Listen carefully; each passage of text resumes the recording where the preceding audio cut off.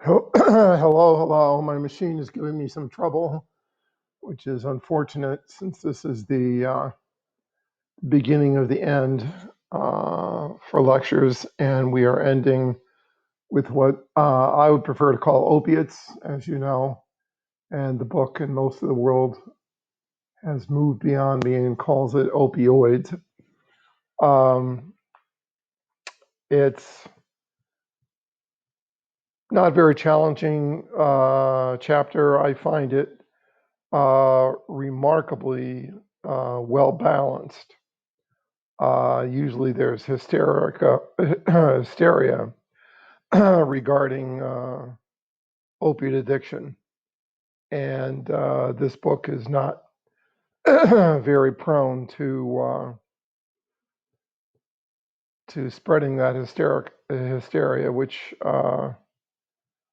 I like. I think that's a very responsible thing to do. So, it's very much like the chapters on nicotine and coffee. Where does it come from and the history? And we will deal with all of that. This drug has been around for a long time. And the Middle Eastern origin, thousands of years ago, that it can produce a substance that can reduce pain and suffering, and the effect of opiates on suffering is really pretty remarkable. And there's a description of the poppies, and it's only available for brief periods of time, and you have to go through the fields and scratch the pods after the leaves have fallen, and then you wait, and then you collect the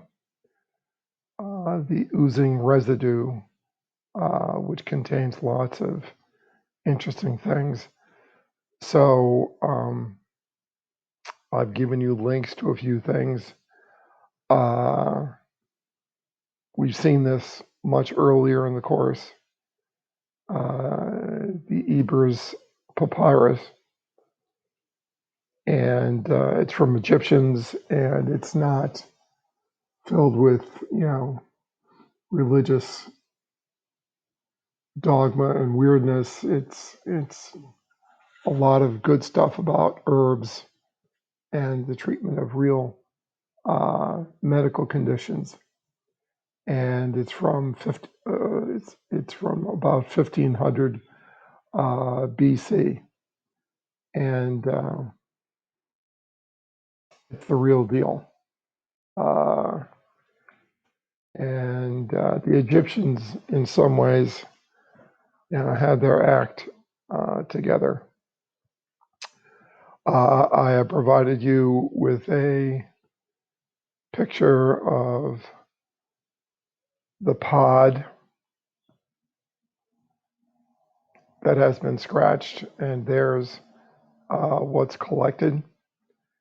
And Afghanistan has been an important resource for this.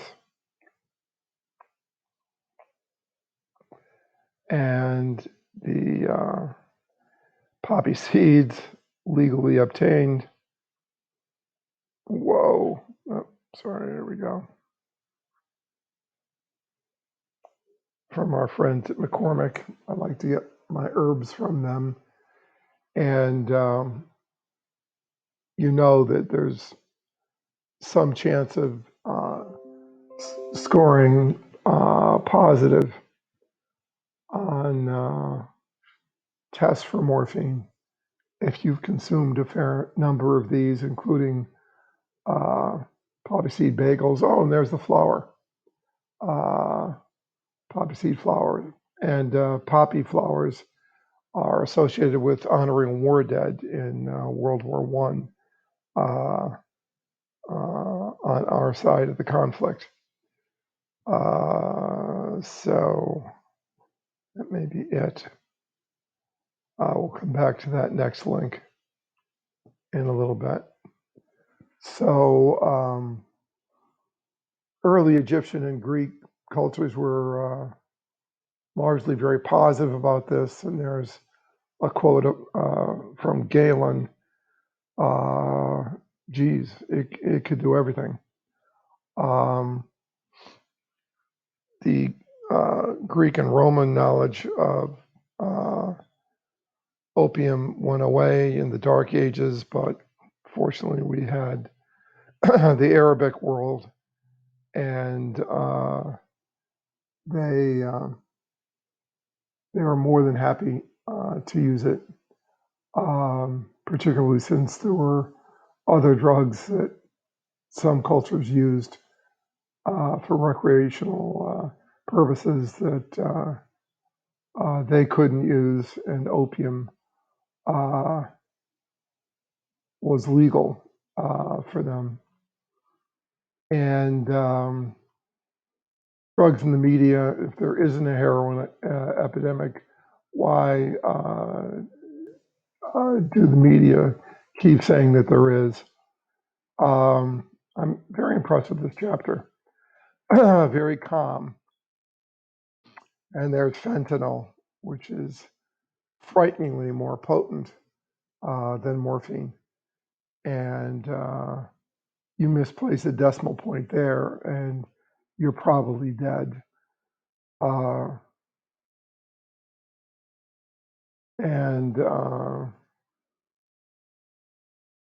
There's, opiate addiction and whether it exists, and there was realization that it could occur. The laudanum, which you could buy from the Sears catalog in the United States, and there's a quick little formula for laudanum there. So opiate drugs were legally obtainable,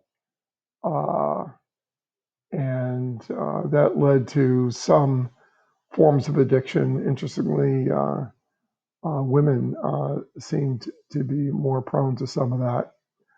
So there's the recipe. And Kubla Khan, you may or may not be aware that the possible mythology, possible truth is that was written under the influence of opium, and Confessions of an English Opium Eater. Just very happy with its results. He was the one with the GI problem that this really helped quite a bit.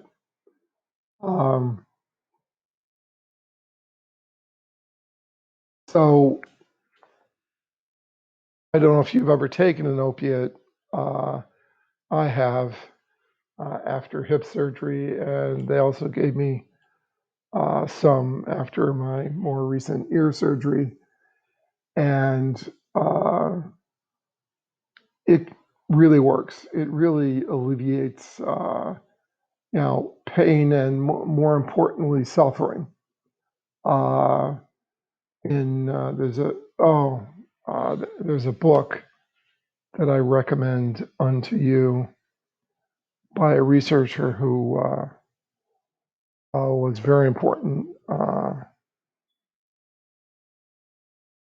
in my early research, The Puzzle of Pain.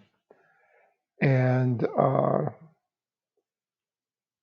I have several copies of this. Whoa, where'd it go? There we go.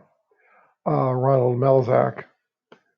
I never had a hardcover copy, but this was a very good introduction to the field of pain from the early 70s, which is about when I was in graduate school. it's still worth reading. I recommend. So The Puzzle of Pain. There's also another book, The Challenge of Pain, a later publication that's worth reading too. And now we're talking about China, and the emperor tried to get rid of smoking in China. That didn't go well. And the opium was sort of integrated into that. So the Chinese tried to eliminate opium, but the West would have none of that. They wanted to buy Chinese tea and ship it to England and other places. The East India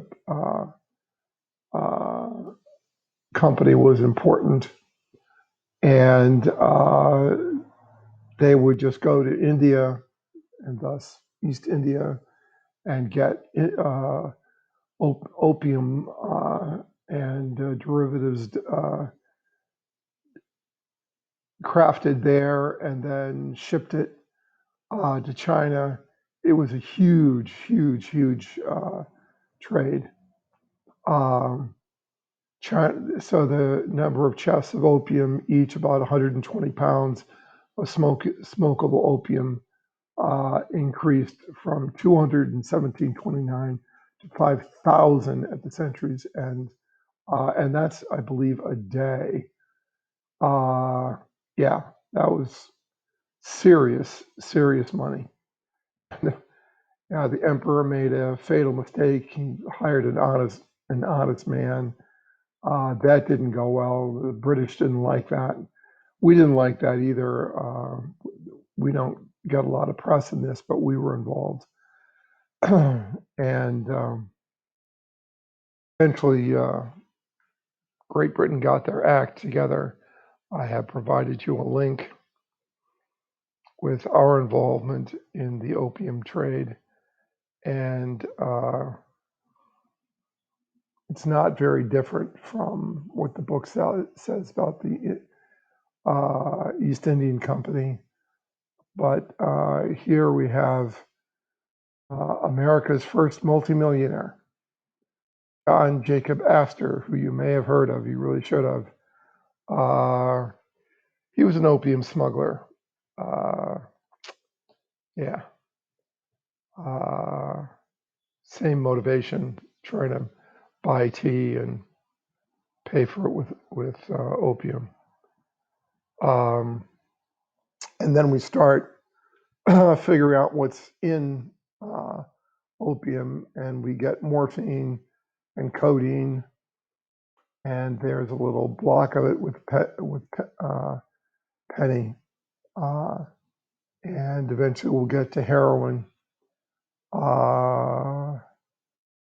which everybody gets hysterical over. An opiate addict is not very threatening. They're very calm, and they often fall asleep. They do not grab their semi-automatic weapon and shoot people. Now, to get money for illegal opiates, yeah, stuff happens. And how did use of morphine spread? And part of it was the technology of having hypodermic needles, and first provide relief. Not a bad strategy. So wars brought the pain relieving and misery reducing properties of morphine to lots of people, and that led to certainly spread. And then our good friends at Bayer, they had chemists that were messing around with morphine, and they added to acetyl groups, diacetylmorphine, heroin. And at first they thought heroin was non-addictive and would be useful for safe opiate treatment. They were wrong about the safety. Heroin is used for medical purposes in Europe. It's not in the United States. The 2-acetyl groups make it much better at penetrating the brain, which means it's more impactful, more rapid. But once it gets in the brain, the acetyl groups are stripped off, and by the time it hits your receptors, it's basically morphine again. And they used to think there was no tolerance, and there is tolerance.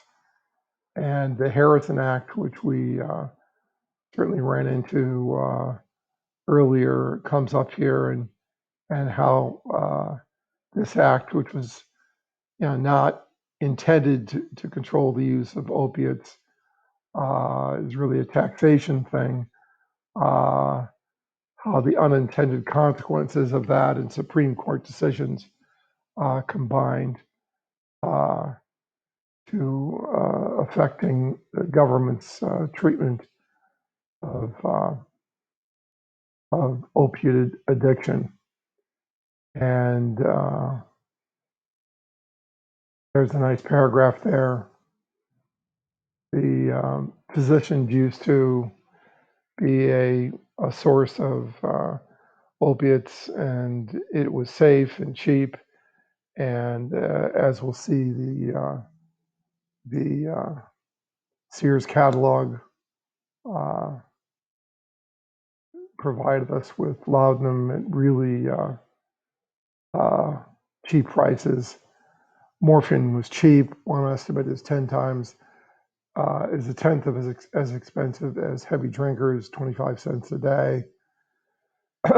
And it really, unlike many drugs which do cause tissue damage, opiates are not very prone to that. Vice of middle life, 30 to 50-year-old women functioned well. Family remedy through Sears, laudanum for, pint and a half for $2. I should have found this.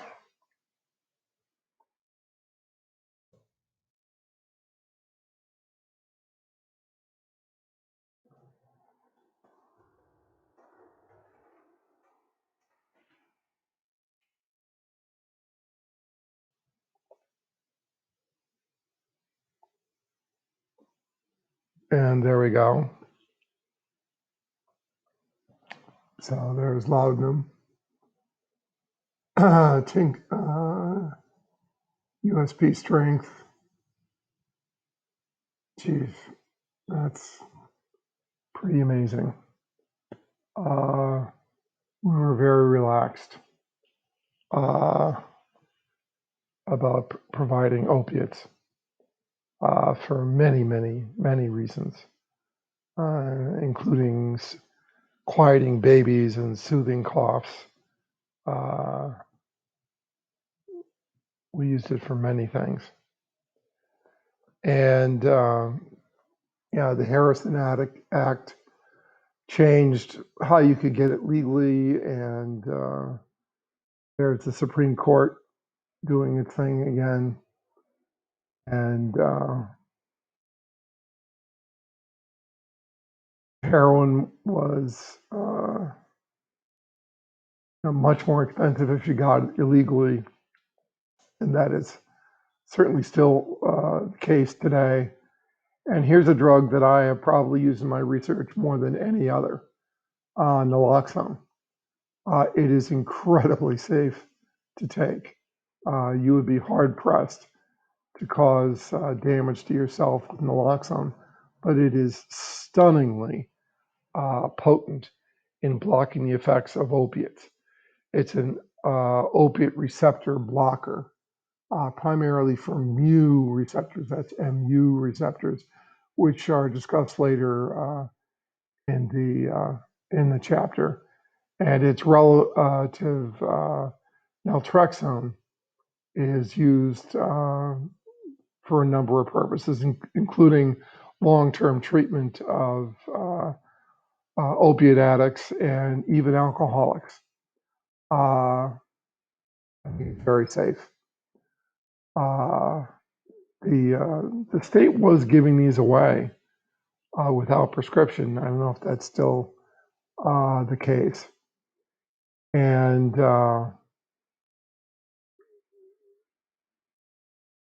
heroin used to be quite inexpensive. You could get a good high for 3 to 6 people. Invite your friends. $2 a day. But as we, tried to have our unsuccessful war on drugs, prices went up, and you get your drugs from illicit sources. It's not too surprising you're going to have problems with the drug causing sometimes fatal reactions. Accidental overdoses with medical morphine, vanishingly improbable. But you get it illegally from some chucklehead that misplaces a decimal point, and you take 10 times what you intended.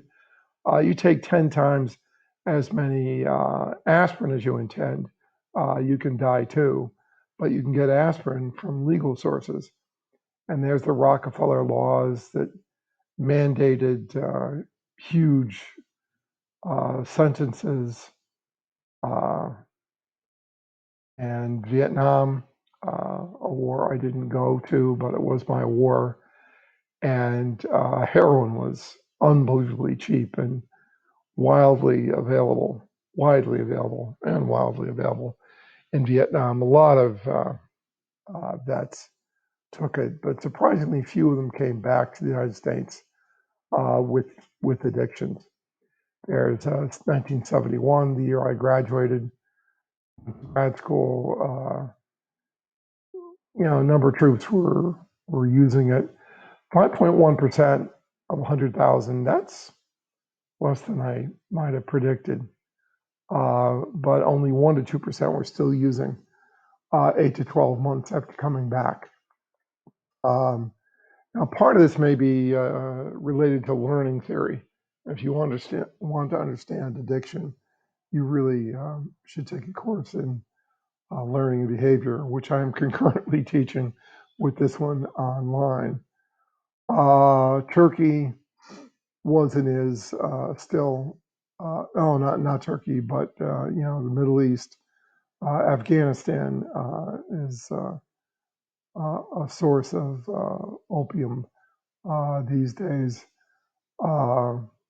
And the French Connection, I vividly remember that movie, bringing heroin to the United States. And then we started shutting down Afghanistan, and so things moved to Mexico and Mexican brown, and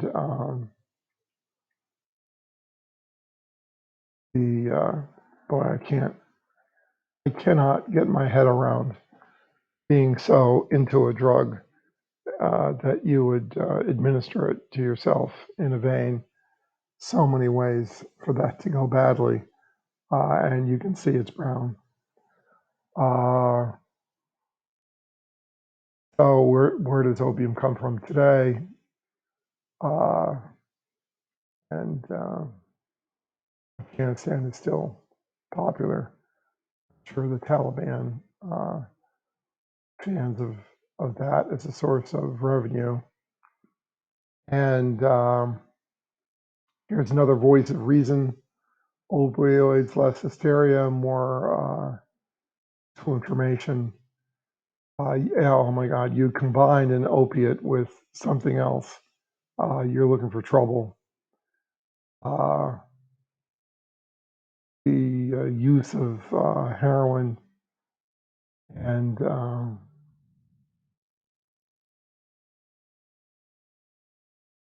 pharmaceutical grade, you would like Vicodin. Physicians kept trying to give me Vicodin.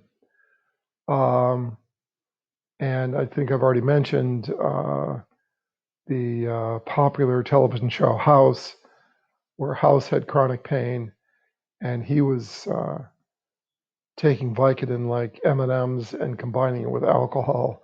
Boy, is that a bad idea. Not because of opiates, but because Tylenol was in there, and acetaminophen and his favorite scotch would not have played well with his liver. He would almost certainly have destroyed his liver, not with the opiate, uh, but with the Tylenol. I forgot I went in for a root canal, and he wanted to give me Tylenol, Vicodin, and I said, "Can you get me the version that has ibuprofen instead of Tylenol?" And I said to the guy, "I'm saving uh, my liver for alcohol." The only time I got him to laugh, and all the times he treated me. Um, so if they make you take it with uh, over the counter anti-inflammatory, you might ask for the one with ibuprofen. Uh, Treat Vicodin with caution if you drink alcohol.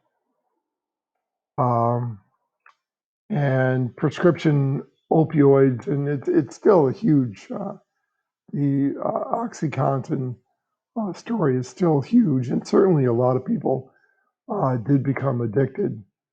Um, and that is worth worrying about. People die, but again, the major problem was when you got it illegally, and fentanyl was in there at an unknown dose, and that could kill you quick. Um, so probably, physicians have a problem with this. The federal government watches these people, and unscrupulous physicians have turned their practices into pill mills. Uh, so you have to worry about it. The government has to worry about it. But boy, if I had a root canal or a hip replacement, or someone had to blow out my right ear like recently, and I were offered an opiate pain reliever, I would take it in a hot second. It works really well. And as long as you're not taking it for fun, it's not as addictive as some of the mythology would have you believe.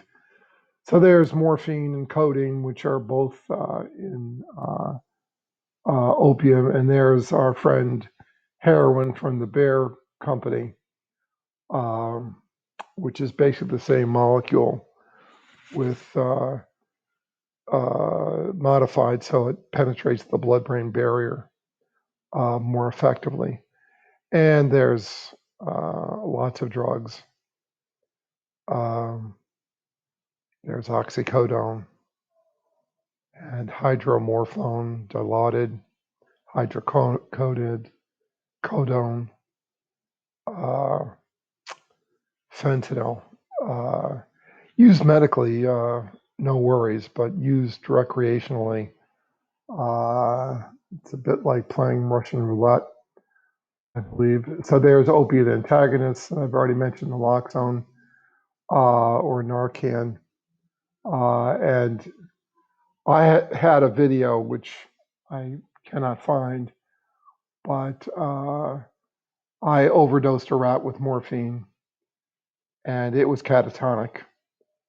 And I administered a much less naloxone under the skin, which is usually not a very effective way of administering a drug. And in about 30 seconds, that animal was totally back. If you had a video of that rat and another rat in side by side, you wouldn't be able to tell. And pain testing was a little different. It was a bit hyperreactive to pain. I was there when people started finding endogenous opiates, which is when I use the term opioid. So you have Lewin, Met, and Keflin. Those are little bitty peptides, and then much bigger molecules, endorphins. Some of my research has involved all of those, and then there's three major receptors, mu, kappa, and delta. Most of what I'm interested in, pain and suffering relief and addiction, involves mu, and naloxone and Narcan are very effective at blocking the mu receptor. The other receptors are important, but they are different. Adrenal gland, and kephalins, really endorphins. And I've worked with those, and removing the adrenal gland can suppress some types of stress-induced analgesia, which I've mentioned to you before. Oh, did I already go by the midbrain? Let me see, because I have a quick image or two for you.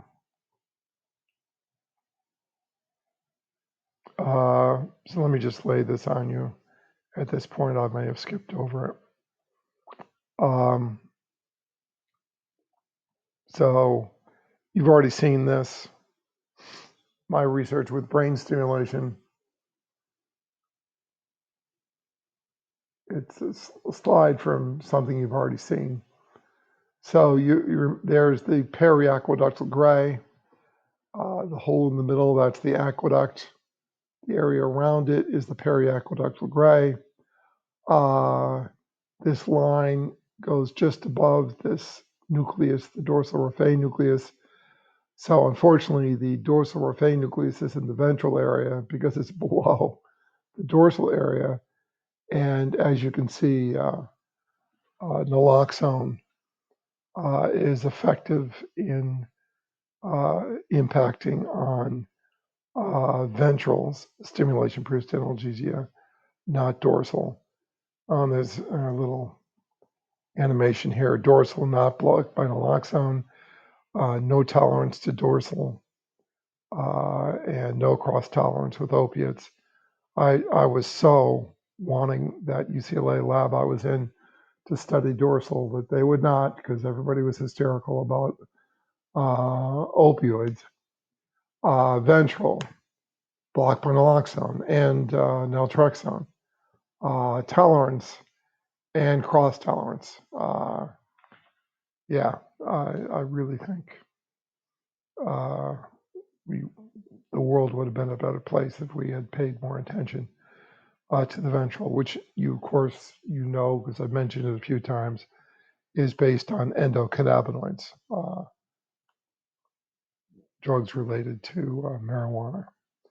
And here's an article from that era.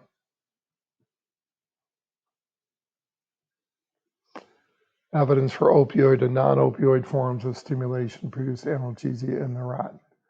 Those are the days. And naloxone. And there's a similar article, the PowerPoint that you saw earlier. That's one of them, raphe magnus lesions. It's another raphe nucleus in the medulla, and that affects ventral but not dorsal. That is opioid but not non-opioid stimulation-produced analgesia. King of the world there for a little while. And that's it for what I've already intended to show you. Pain relief, really good. And pain is complex. It's organized at multiple levels of the nervous system. And at the highest level, you have suffering. And morphine is often remarkably good at alleviating suffering. And GE problems, diarrhea, and that's a side effect of taking opiates. You can get constipated, And physicians are hysterical about that. When I was taking Oxy, after my hip surgery, they were just nuts that I would get constipated. and opiates that have been modified to not get into the central nervous system are effective at treating diarrhea, and they can suppress coughs. We've been using opiates for a long time because they work, but there can be dependence. There's no denying that, and if you become addicted or tolerant to one opiate, you'll be addicted to others, and the DSM talks about that. What's it like to go through withdrawal? Methadone treatment is popular. If you want to have fun with the drug, you want it to hit you hard and fast. Methadone is not prone to doing that, but it can alleviate withdrawal symptoms. And there's a discussion of withdrawal signs with heroin and or morphine. Remember, heroin turns into morphine in the brain. And methadone is less likely. Well, you do get tolerant, but it's a very different time course. Acute toxicity, it can kill you, but it's not going to kill you probably in a hospital.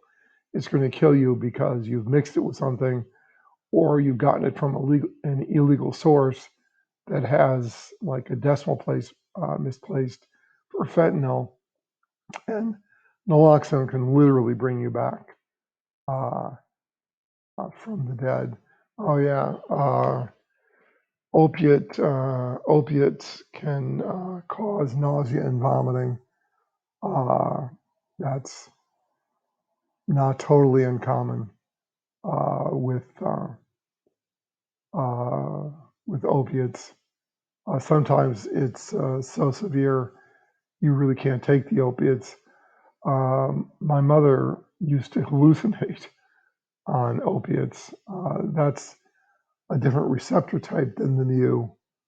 She would talk to dead ants and things, but it still helped her with her pain.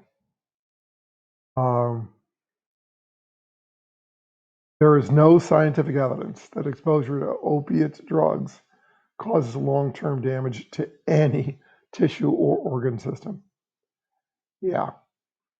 Do not get swept up by hysteria. And what it feels like to take it. I've never taken it for fun, so I can't tell you if any of these stories are true. Many people take it without getting addicted. Some people do get addicted.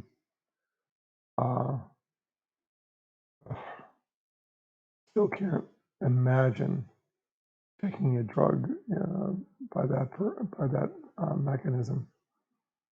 And the mythology about withdrawal, and whether one shot and you're hooked for life. There are addicts. There are also chippers who take it occasionally. It's complex. The simple stories. This is your brain. This is your brain on drugs. Simple stories are almost never true. So there's a summary. My last for this class. I'll miss you guys. Love you, man. So this quiz will be opened up on, with the other segments of the final. It'll be a normal quiz. Should be a fairly easy quiz, I hope. So thanks for your kind attention. I'm very happy that you took the course, and maybe we'll meet live someday. That would be nice. Bye.